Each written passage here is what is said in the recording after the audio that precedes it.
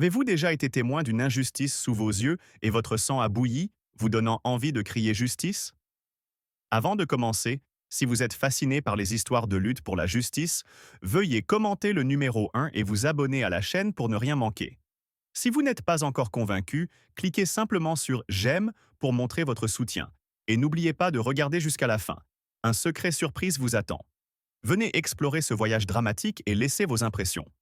Dans un coin animé de Paris, sous les néons criards du supermarché Quick Mart, Gene Statham, un homme au regard d'acier, s'apprêtait à une journée ordinaire, une simple course pour des produits essentiels. Mais soudain, un tumulte brisa la monotonie. À quelques caisses de là, une mère célibataire, Élise Moreau, se tenait, tremblante, serrant des coupons froissés dans ses mains.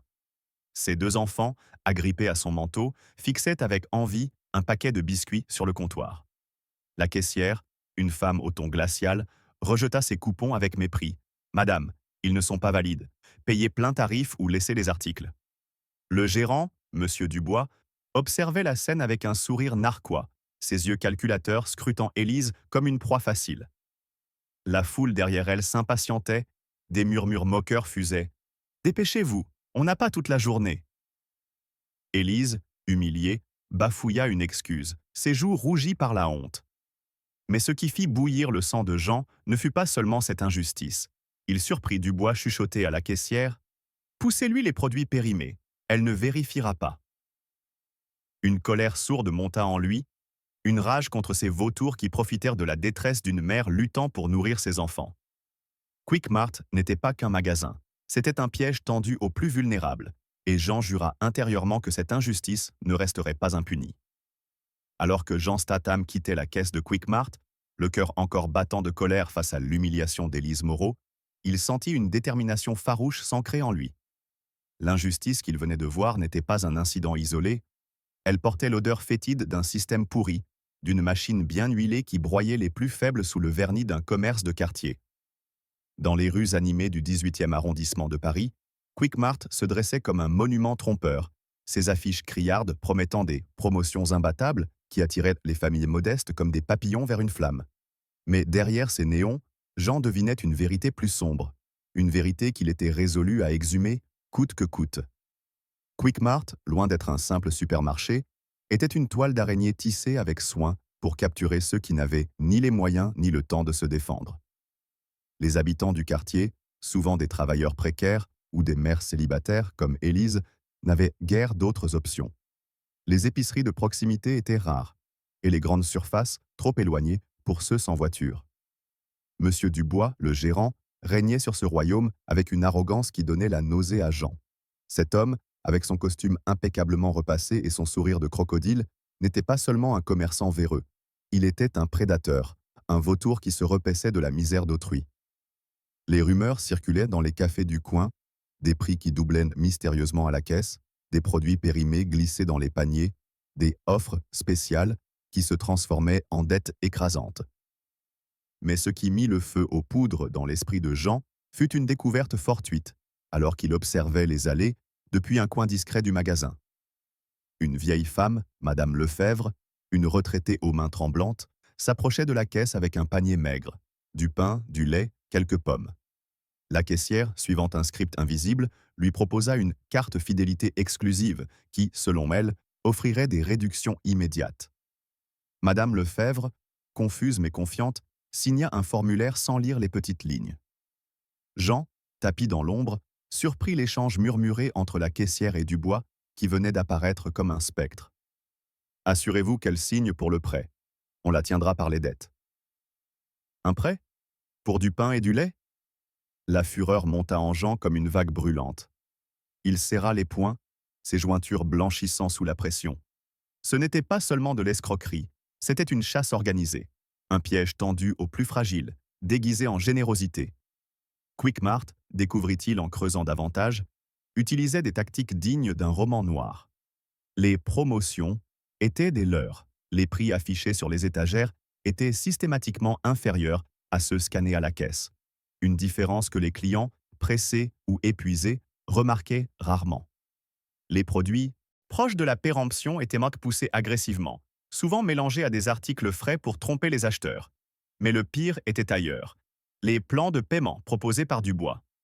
Ces contrats, présentés comme une bouée de sauvetage pour les familles en difficulté, étaient en réalité des prêts usuraires, avec des taux d'intérêt si exorbitants qu'ils enchaînaient les clients à des dettes insurmontables. Jean apprit, par une conversation entendue près de la machine à café du magasin, qu'une mère du quartier, Clara, avait perdu son logement après avoir signé un tel contrat, incapable de rembourser les sommes astronomiques exigées. Cette révélation frappa Jean comme un coup de poignard. Comment un homme pouvait-il dormir la nuit en sachant qu'il détruisait des vies pour quelques euros de plus? La colère de Jean atteignit son paroxysme lorsqu'il tomba sur un graffiti rageur tagué sur un mur près du magasin. Quick Mart vole nos espoirs. Ce cri anonyme, griffonné à la hâte, résonna en lui comme un appel à l'action. Il comprit que Quick Mart n'était pas seulement un commerce, c'était une machine de désespoir, un monstre qui prospérait sur la vulnérabilité des Parisiens ordinaires. Dubois, avec son sourire mielleux et ses manières de faux gentleman, incarnait tout ce que Jean méprisait. L'hypocrisie, la cupidité, l'indifférence face à la souffrance. Chaque produit mal étiqueté, chaque coupon refusé, chaque contrat truqué était une gifle au visage des honnêtes gens. Jean jura, dans un serment silencieux, que cette injustice ne durerait pas. Il ne savait pas encore comment, mais il mettrait fin à ce règne de terreur commerciale. Pour Élise, pour Madame Lefebvre, pour Clara, et pour tous ceux que Quick Mart avait piétinés. Cette découverte n'était que le début. Quick Mart cachait des secrets encore plus sombres, des pratiques qui allaient au-delà de la simple escroquerie. Jean, avec sa détermination d'acier, était prêt à plonger dans cet abîme, mais il avait besoin d'alliés, de preuves et d'un plan. La bataille ne faisait que commencer, et la fureur qui brûlait en lui ne s'éteindrait pas avant que justice soit rendue. Si cette histoire d'injustice vous révolte autant que nous, tapez « justice » dans les commentaires et abonnez-vous pour suivre la suite de ce combat. Partagez vos propres expériences de lutte contre l'injustice en commentaire. Votre voix compte. Et ne ratez pas la prochaine partie où des révélations choquantes sur Quick Mart vous attendent. Restez avec nous, car cette histoire est loin d'être terminée. Alors que la colère de John Statham contre les pratiques ignobles de Quick Mart bouillonnait encore, il quitta le supermarché sous un ciel parisien gris, ses pensées tourbillonnant comme les feuilles mortes sur les trottoirs du 18e arrondissement. Les murmures des clients humiliés, les rires cruels de Dubois et le regard brisé d'Élise Moreau hantaient son esprit. Mais ce n'était pas le moment de s'abandonner à la rage. Il fallait agir, frapper là où ça faisait mal. Quick Mart n'était pas seulement un commerce véreux, c'était une insulte à la dignité humaine. Et Jean, avec son instinct aiguisé et son cœur inflexible, décida qu'il serait celui qui allumerait la mèche pour faire exploser ce nid de vipères. Loin des néons trompeurs de Quick Mart, dans la chaleur d'un café de quartier où l'odeur du café moulu se mêlait aux conversations animées, Jean prit un moment pour réfléchir. Il n'était pas un simple passant. Il était un homme qui avait vu trop d'injustice dans sa vie pour rester les bras croisés. Ce qui le brûlait, ce n'était pas seulement la scène avec Élise, mais la certitude que des dizaines, peut-être des centaines d'autres, subissaient le même sort. Quick Mart, avec ses affiches vantant des « économies pour tous », était un théâtre de cruauté, et Dubois, son metteur en scène sans scrupules. Jean savait qu'il devait intervenir, non pas pour la gloire, mais parce que laisser ce monstre prospérer était une trahison de tout ce en quoi il croyait. Alors lorsqu'il aperçut Élise, marchant tête baissée dans la rue, ses enfants serrant ses mains, il sut que son premier acte serait pour elle. Sans hésiter, Jean s'approcha d'Élise, son pas décidé contrastant avec l'air abattu de la jeune femme. « Madame Moreau, laissez-moi vous aider », dit-il, sa voix ferme mais empreinte d'une chaleur inattendue. Élise, surprise, leva les yeux, méfiante. « Pourquoi feriez-vous ça ?» murmura-t-elle, sa voix tremblante de fatigue et de honte. Jean, sentant la douleur dans ses mots, répondit simplement « Parce que personne ne devrait avoir à choisir entre nourrir ses enfants et garder sa dignité. » Il sortit son portefeuille et insista pour couvrir le coût de ses courses, glissant discrètement un billet supplémentaire pour les biscuits que les enfants convoitaient. Mais ce geste, bien que généreux, ne suffisait pas à apaiser la fureur qui grondait en lui. En payant, Jean remarqua un détail troublant. Le ticket de caisse affichait des frais supplémentaires, des taxes de service qui n'avaient jamais été mentionnées. Ses yeux s'étrécirent. Quick Mart ne se contentait pas d'humilier, il volait en plein jour. Ce fut à cet instant qu'une scène nouvelle, presque cinématographique, attisa sa rage. Alors qu'il aidait Élise à ranger ses courses, une adolescente, à peine 16 ans, s'approcha timidement de la caisse voisine. Elle portait un uniforme d'écolière usé et tenait un panier avec du lait et des pâtes. La caissière, sous l'œil attentif de Dubois, lui tendit un formulaire. « Signe ici, ma petite, et tu pourras payer plus tard », dit-elle avec un sourire faux. Jean, à quelques mètres, entendit la jeune fille murmurer qu'elle achetait pour sa grand-mère malade.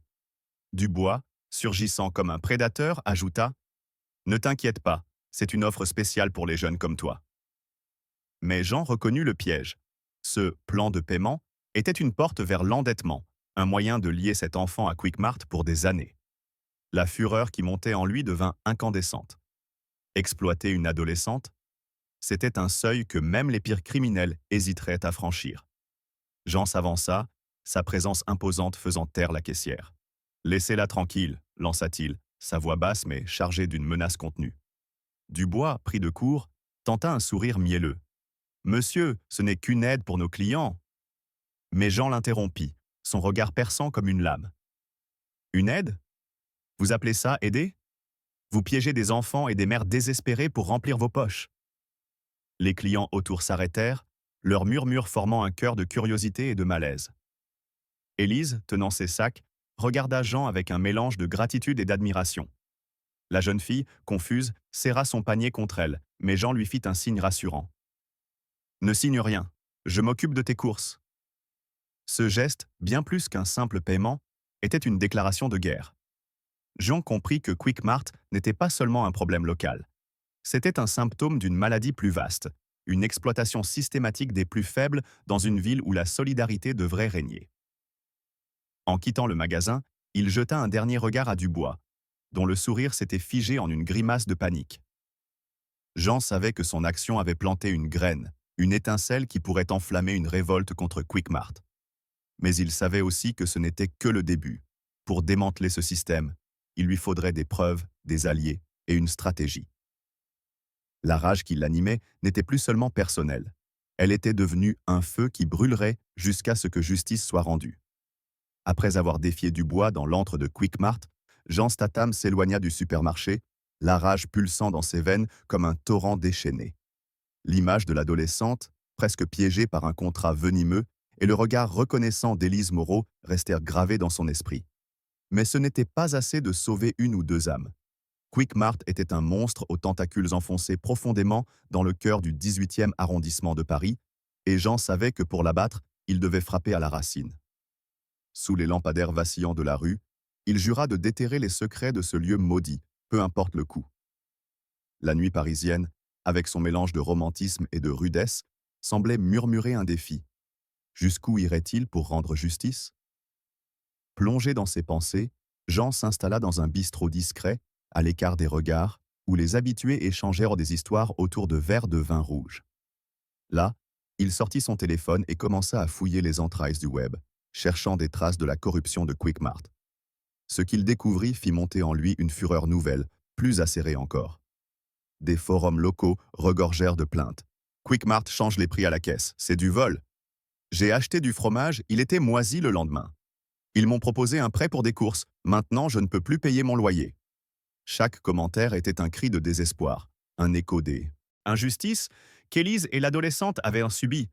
Mais ce qui fit bouillir son sang fut un témoignage anonyme, publié sur une page communautaire. Une femme racontait comment Quickmart avait poussé son frère, un ouvrier au chômage, à signer un plan de paiement qui l'avait conduit à la ruine. Le frère, brisé par la honte, avait disparu, laissant sa famille dans l'angoisse. Jean serra son poing, ses jointures blanchissant. Quickmart ne se contentait pas de voler. Il détruisait des vies, arrachait l'espoir comme on arrache les ailes d'un papillon. Mais les forums n'étaient ni que la surface. Jean, avec son instinct aiguisé, comprit que Quickmart était plus qu'un supermarché véreux. C'était une pièce d'un puzzle plus vaste, une opération orchestrée pour pressurer les plus vulnérables. Une recherche plus poussée révéla des liens troublants. Quickmart appartenait à une chaîne obscure, gérée par une société écran basée à l'étranger, connue pour des pratiques similaires dans d'autres villes européennes. Cette découverte fut comme un coup de tonnerre. Dubois n'était pas un simple gérant cupide. Il était un pion dans un empire de l'escroquerie, un système conçu pour exploiter la misère sous le couvert de la respectabilité. Jean sentit une colère froide, presque palpable, l'envahir. Comment osait-il?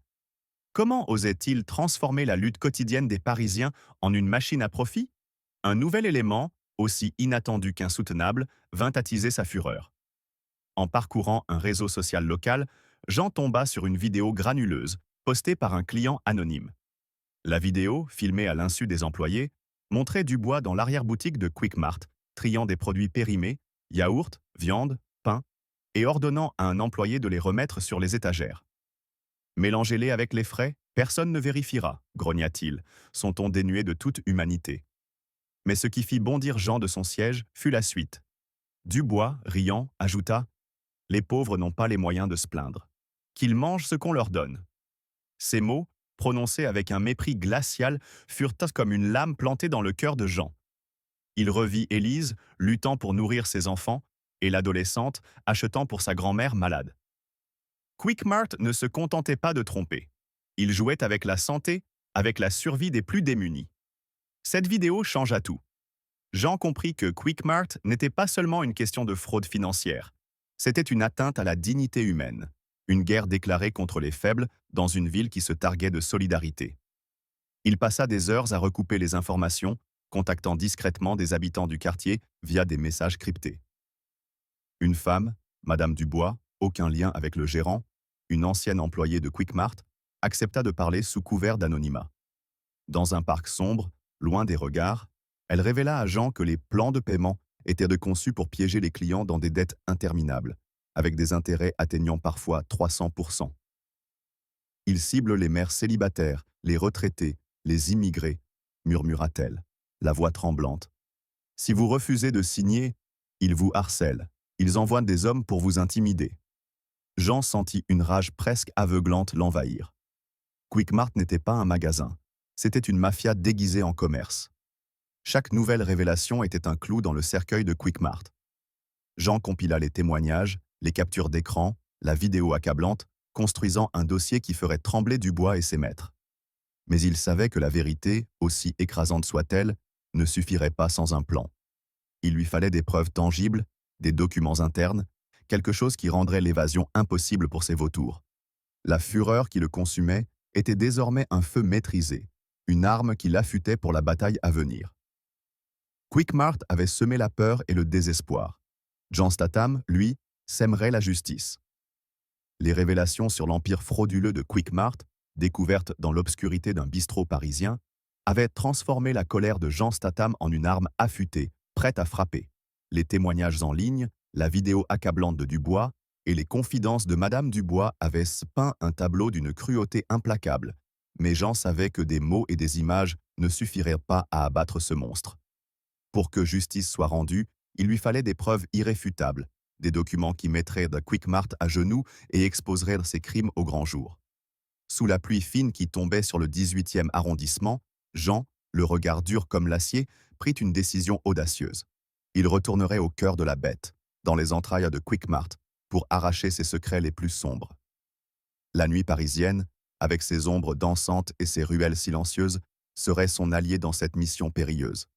Alors que le ciel s'assombrissait, Jean se glissa dans une ruelle adjacente à Quick Mart, son souffle régulier malgré l'adrénaline qui pulsait dans ses veines. Le magasin, fermé pour la nuit, semblait endormi, mais Jing savait que ses murs cachaient une vérité venimeuse. Il avait repéré, lors de sa dernière visite, une porte dérobée à l'arrière, marquée d'un simple « réservé au personnel ». Cette porte, verrouillée par un cadenas rouillé, était son point d'entrée. Avec une épingle trouvée dans sa poche, un vestige d'une vie où il avait appris à ouvrir plus que des portes, Jean força la serrure avec une précision chirurgicale, chaque clic résonnant comme un compte à rebours. À l'intérieur, l'air était lourd, saturé d'une odeur de produits avariés et de désespoir. Les néons vacillants projetaient des ombres inquiétantes sur les étagères encombrées, mais Jean avança, guidé par une rage qui brûlait plus fort que la peur. Son objectif était clair, trouver les dossiers financiers, les contrats frauduleux, tout ce qui prouverait que Quick Mart était une machine à broyer les âmes. Dans un coin sombre de l'arrière-boutique, il repéra un classeur métallique, verrouillé et couvert de poussière. Ses doigts, agiles malgré la tension, crochetèrent dans la serrure en quelques secondes. À l'intérieur, un trésor macabre l'attendait. Des piles de contrats aux clauses illégales, des reçus falsifiés et des listes de clients ciblés. Des noms comme Élise Moreau, Madame Lefebvre et des dizaines d'autres, tous marqués comme vulnérables, avec des notes cyniques. Facile à convaincre? Pas de famille pour se plaindre? Jean sentit une fureur incandescente l'envahir. Ces documents n'étaient pas de simples papiers. Ils étaient les chaînes invisibles qui liaient des innocents à la misère. Chaque signature, chaque chiffre était une vie brisée, un rêve écrasé par l'avidité de Dubois et de ses maîtres. Mais une découverte encore plus choquante l'attendait. En fouillant plus loin, Jean trouva une enveloppe scellée, cachée sous une pile de factures. À l'intérieur, des courriers électroniques imprimés, échangés entre Dubois et un mystérieux correspondant nommé le directeur. Les messages révélaient un plan glaçant. Quickmart testait un nouveau système de microcrédit à Paris, conçu pour piéger les clients dans des dettes perpétuelles avant de l'étendre à d'autres villes européennes. Un passage, souligné en rouge, fit bondir le cœur de Jean.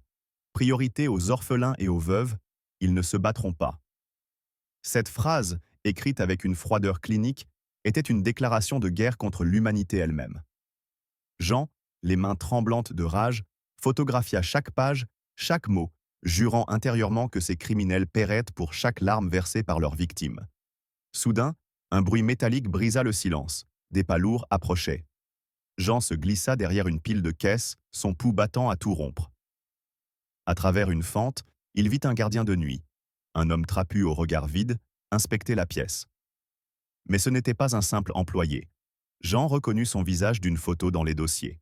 Un collecteur, chargé d'intimider les clients en retard de paiement. La colère de Jean atteignit un sommet lorsqu'il entendit le gardien parler dans un talkie-walkie. Tout est clair, mais Dubois veut qu'on mette la pression sur la vieille Lefebvre demain. Elle doit payer ou on prend son appart.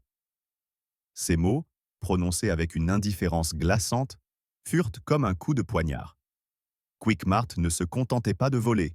Il détruisait des foyers, arrachait des toits au-dessus des têtes des plus fragiles. Jean resta immobile, retenant son souffle, jusqu'à ce que le gardien s'éloigne. Une fois seul, il rangea les documents dans une sacoche, son esprit déjà tourné vers la prochaine étape. Ces preuves étaient une arme, mais il devait les manier avec soin. Quickmart n'était pas un simple supermarché, c'était un empire criminel, et Dubois n'était qu'un rouage. La fureur qui consumait Jean était désormais une flamme froide, calculée, prête à brûler tout sur son passage. Il quitta l'arrière-boutique, disparaissant dans la nuit parisienne, déterminé à transformer cette injustice en une tempête de justice. Les preuves arrachées dans l'obscurité de l'arrière-boutique de Quickmart pesaient lourd dans la sacoche de John Statham. Mais leur poids n'était rien comparé à la fureur qui incendiait son cœur. Les contrats frauduleux, les courriers révélant un plan criminel, et les menaces proférées contre Madame Lefebvre confirmaient l'horreur. Quickmart était une machine à détruire, et Dubois son exécutant sans âme. Pourtant, Jean savait que des documents seuls ne suffiraient pas à renverser cet empire de l'escroquerie. Il fallait une force plus grande, une voix collective capable de faire trembler les murs du 18e arrondissement. Sous un ciel parisien chargé de nuages, Jean décida de rallier ceux que Quickmart avait piétinés, transformant sa rage en un cri de ralliement pour la justice. Assis dans un petit appartement du quartier, entouré de murs fissurés et d'un parfum de soupe maison, Jean rencontra Élise Moreau, la mère célibataire dont l'humiliation avait tout déclenché. Loin de l'éclairage cru de Quickmart, Élise semblait plus forte, ses yeux brillants d'une lueur nouvelle lorsqu'elle apprit les découvertes de Jean. « Vous voulez dire que ce n'était pas un accident ?» demanda-t-elle, sa voix tremblante de colère contenue. Jean hocha la tête, posant les photocopies des contrats sur la table. « Ils vous ont ciblé, Élise. Vous, Madame Lefebvre, et tant d'autres. Mais ensemble, nous pouvons les arrêter. » Ces mots, prononcés avec une conviction d'acier, allumèrent une étincelle dans le regard d'Élise. Elle serra les poings, ses ongles s'enfonçant dans ses paumes. « Je veux les voir payer, » murmura-t-elle, et Jean sut qu'il avait trouvé une alliée. Mais Élise n'était que le début. Jean et elle entreprirent une mission clandestine, sillonnant les immeubles modestes du quartier, frappant aux portes des victimes de Quickmart. Chaque rencontre était un coup porté à la façade impeccable du supermarché. Madame Lefebvre, la retraitée aux mains tremblantes, raconta comment elle avait signé un plan de paiement, sous la pression, pour se retrouver menacée d'expulsion. Ils ont dit qu'ils prendraient mon canapé, ma télé, tout, sanglota-t-elle, ces mots brisant le cœur de Jean. Puis vint Monsieur Torres, un père célibataire qui avait perdu ses économies après avoir cru en une offre spéciale. Je voulais juste acheter des chaussures pour mon fils, dit-il, la voix étouffée par la honte. Chaque histoire était un poignard, chaque larme un carburant pour la rage de Jean. Quickmart n'avait pas seulement volé de l'argent, il avait volé la dignité, l'espoir, la vie de ces gens. Un moment particulièrement glaçant survint lors d'une réunion secrète organisée dans une cave prêtée par un voisin. Une jeune femme, Aïcha, osa partager une expérience inédite, un secret qui fit bondir Jean de sa chaise. Elle révéla que Dubois l'avait approché après avoir refusé un contrat, lui proposant un arrangement privé pour effacer sa dette, une proposition à peine voilée, lourde de sous-entendus menaçants. Il m'a dit que si je ne coopérais pas, il s'assurerait que je ne trouve plus de travail dans le quartier, confia-t-elle, les joues rougies par la honte et la colère. La pièce s'emplit d'un silence lourd, brisé seulement par le craquement des chaises lorsque les autres victimes se redressèrent, leur regard passant de la peur à la révolte. Jean, les poings serrés, sentit une fureur presque aveuglante l'envahir. Exploiter la vulnérabilité d'une jeune femme de cette manière, c'était une abomination, une tache sur l'honneur de Paris, une ville censée protéger les siens. Cette révélation galvanisa le groupe. Élise, devenue une meneuse inattendue, prit la parole, sa voix ferme malgré les larmes. « Nous ne sommes pas faibles. Ils nous ont fait croire que nous l'étions, mais nous pouvons riposter. » Elle proposa de collecter des témoignages écrits, des preuves supplémentaires pour appuyer les documents de Jean. Les voisins, d'abord hésitants, commencèrent à parler, à écrire, à se souvenir. Une vieille photo, prise par M. Torres, montrait Dubois en train de manipuler des étiquettes de prix dans l'allée des produits laitiers. Une autre victime, un retraité nommé M. Garnier, produisit une lettre de menace signée par un collecteur de dettes lié à Quickmart. Chaque pièce s'ajoutait au puzzle, transformant la douleur individuelle en une force collective. Jean, observant cette union, sentit sa colère se muer en une détermination froide. Quickmart avait sous-estimé ses victimes et ce serait leur chute. Ce réseau naissant de résistance donna à Jean l'élan dont il avait besoin. Il comprit que cette lutte n'était pas seulement la sienne. Elle appartenait à Élise, à Aïcha, à M. Torres, à tous ceux qui avaient souffert sous le joug de Quickmart. La fureur qui l'animait devint un phare, guidant ce groupe disparate vers un objectif commun, démasquer Dubois et ses complices. Mais Jean savait que la prochaine étape serait encore plus dangereuse. Avec des preuves solides et une communauté unie, il était temps de planifier une confrontation qui ferait tomber Quickmart une fois pour toutes. Si cette révolte contre l'injustice vous a fait vibrer, laissez un commentaire avec le mot « solidarité » et abonnez-vous pour ne pas manquer la suite. Si vous avez une histoire d'injustice à partager, écrivez-la en commentaire. Votre voix peut inspirer d'autres. La prochaine partie promet des rebondissements explosifs, alors restez avec nous pour découvrir comment Jean et ses alliés feront trembler Quickmart. La flamme de la révolte, allumée par les victimes unies dans une cave du 18e arrondissement, brûlait désormais avec une intensité féroce dans l'âme de Jean Statham. Les témoignages d'Élise Moreau, d'Aïcha, de M. Torres et des autres, combinés aux preuves accablantes arrachées dans l'arrière-boutique de Quickmart, formaient une arme redoutable. Mais Jean savait que pour anéantir cet empire de l'escroquerie, il ne suffisait pas de posséder la vérité. Il fallait la brandir comme une épée, la faire éclater en plein jour pour que Dubois et ses complices n'aient nulle part où se cacher. Alors que les rues de Paris s'éveillaient sous un soleil pâle, Jean, le visage marqué par une détermination implacable, mit en branle un plan audacieux. Une confrontation publique dans l'antre même de Quickmart où l'injustice avait prospéré trop longtemps. Ce serait une bataille pour la justice, un cri de guerre contre l'oppression. Dans l'ombre d'un café de la place Clichy, loin des regards indiscrets, Jean réunit une équipe improbable mais résolue. Élise, désormais pilier de la résistance, apportait son courage et sa connaissance intime du quartier. À ses côtés, une nouvelle alliée émergea. Camille Durand, une avocate militante qui avait entendu parler de la croisade contre Quickmart par un voisin. Camille, avec ses lunettes cerclées d'acier et son regard perçant, avait une réputation de pitbull dans les tribunaux parisiens, et sa fureur contre les abus de pouvoir égalait celle de Jean. Ensemble, ils contactèrent un journaliste d'investigation, Antoine Lefort, un homme connu pour ses reportages incisifs sur les scandales locaux. « Si ce que vous dites est vrai, c'est une bombe », murmura Antoine, ses doigts tambourinant sur la table, déjà impatient de démasquer Dubois. Jean, les poings serrés, répondit d'une voix basse mais vibrante de rage. « C'est pire que tout ce que vous pouvez imaginer. Ils ont brisé des familles, volé des vies. Il est temps de les arrêter. » Le plan était risqué, presque théâtral, mais d'une précision militaire. Jean se ferait passer pour un client désespéré, un pion idéal pour les griffes de Dubois, afin de le pousser à révéler ses pratiques devant une caméra cachée. Élise, équipée d'un micro discret, jouerait le rôle d'une cliente vulnérable, prête à signer un contrat truqué. Camille préparerait un dossier juridique pour appuyer une intervention immédiate, tandis qu'Antoine et son équipe de tournage se tiendraient en embuscade à l'extérieur, prêts à diffuser la vérité au monde. Mais un élément imprévu ajouta une tension presque insoutenable. La veille de l'opération, Camille découvrit un message intercepté par un informateur.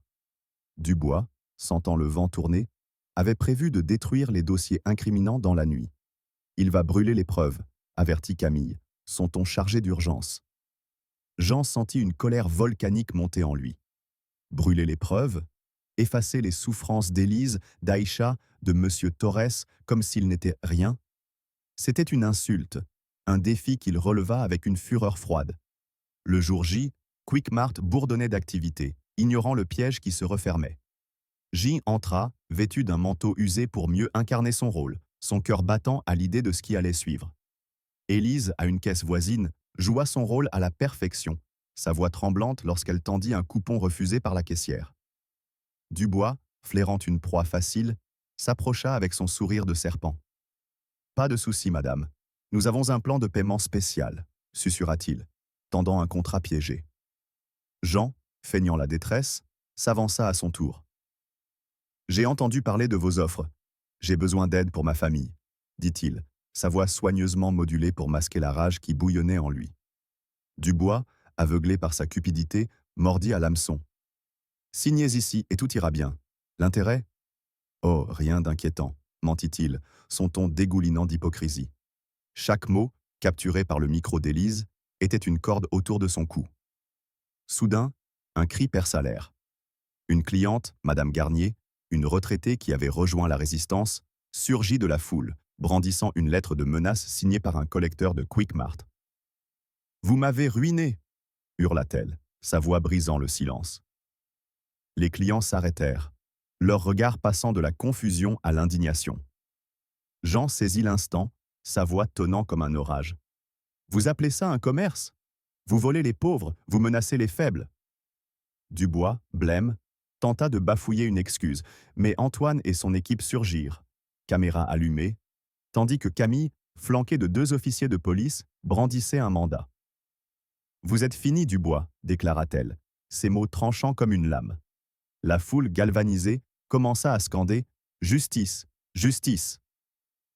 La fureur de Jean, canalisée dans ce moment, explosa en un triomphe silencieux. Quickmart, ce temple de l'escroquerie, vacillait enfin. La chute spectaculaire de Quickmart, orchestrée dans une confrontation publique qui avait secoué le 18e arrondissement, marqua un tournant pour Jean Statham et les victimes qui l'avaient rallié. Alors que Dubois, menotté, disparaissait dans un fourgon de police sous les cris de la foule, Jean sentit une satisfaction amère apaiser la fureur qui l'avait consumé. Mais pour lui, la victoire ne se mesurait pas seulement à l'arrestation d'un gérant véreux. Elle résidait dans la renaissance d'une communauté piétinée trop longtemps. Sous un crépuscule parisien, où les lumières des réverbères dansaient sur les pavés humides, Jean s'éloigna discrètement de Quickmart, déterminé à s'assurer que les blessures infligées par ce monstre commercial cicatriseraient pour de bon. Ce n'était pas la fin, mais le début d'un renouveau. Dans les jours qui suivirent, le quartier vibra d'une énergie nouvelle, comme une fleur s'épanouissant après un hiver cruel.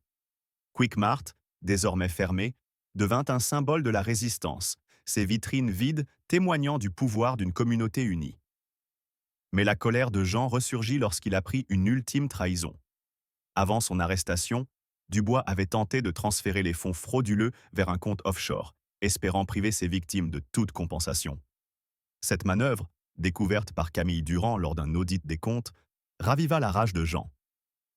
Ils ont volé leur argent, leur dignité, et maintenant ils veulent voler leur justice, s'indigna-t-il, sa voix grondant comme un orage.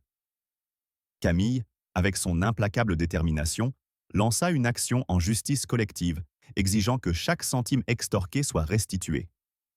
Les tribunaux parisiens, sensibles à l'indignation publique, gelèrent les actifs de Quickmart, ouvrant la voie à une indemnisation. Un moment inattendu, presque bouleversant, donna une nouvelle dimension à cette lutte. Lors d'une assemblée communautaire dans une salle municipale, Élise Moreau prit la parole, sa voix autrefois tremblante désormais empreinte d'une force éclatante. Elle révéla avoir découvert un vieux carnet appartenant à sa grand-mère, une résistante pendant la Seconde Guerre mondiale, rempli de notes sur la solidarité face à l'oppression. Inspirée par cet héritage, Élise proposa de transformer le terrain de Quickmart en un marché coopératif, où les habitants vendraient des produits frais à prix juste. « Nous ne laisserons pas Quickmart définir notre avenir », déclara-t-elle, ses mots résonnant comme un défi.